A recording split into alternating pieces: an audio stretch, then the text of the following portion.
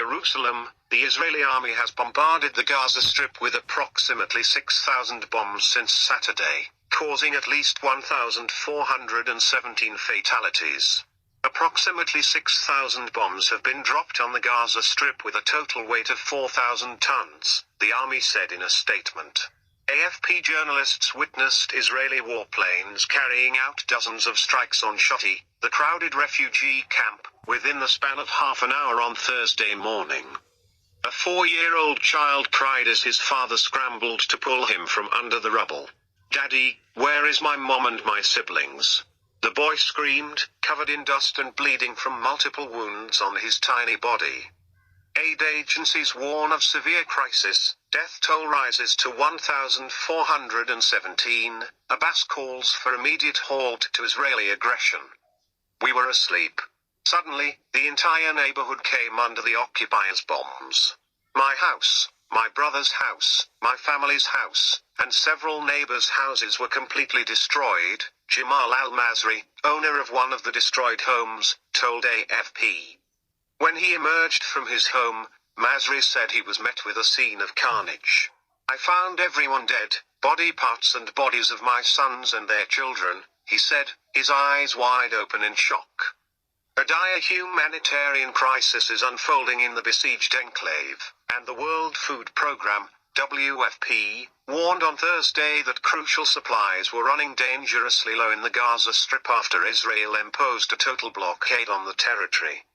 "It's a dire situation in the Gaza Strip that we're seeing evolve, with food and water being in limited supply and quickly running out," said Brian Lander, the deputy head of emergencies at WFP.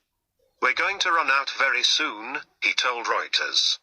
The Red Cross has also warned that fuel for hospital generators in Gaza would soon be depleted, and aid and medicine stocks remain stranded due to the lack of safe passage. But as the West tried to negotiate the corridor for residents of the enclave to flee the bombing via a border crossing with neighboring Egypt, its President Abdel Fattah al-Sisi said on Thursday that Gazans must stay steadfast and remain on their land. Meanwhile, Palestinian President Mahmoud Abbas called for an immediate end to the comprehensive aggression against the Palestinian people, his office said following a meeting with Jordan's King Abdullah II. In his first public remarks since Saturday's raid against Israel, Mr. Abbas rejected practices related to killing civilians or abusing them on both sides, according to a statement. Mr. Abbas leads the Palestinian Authority in the occupied West Bank, while Hamas governs the Gaza Strip.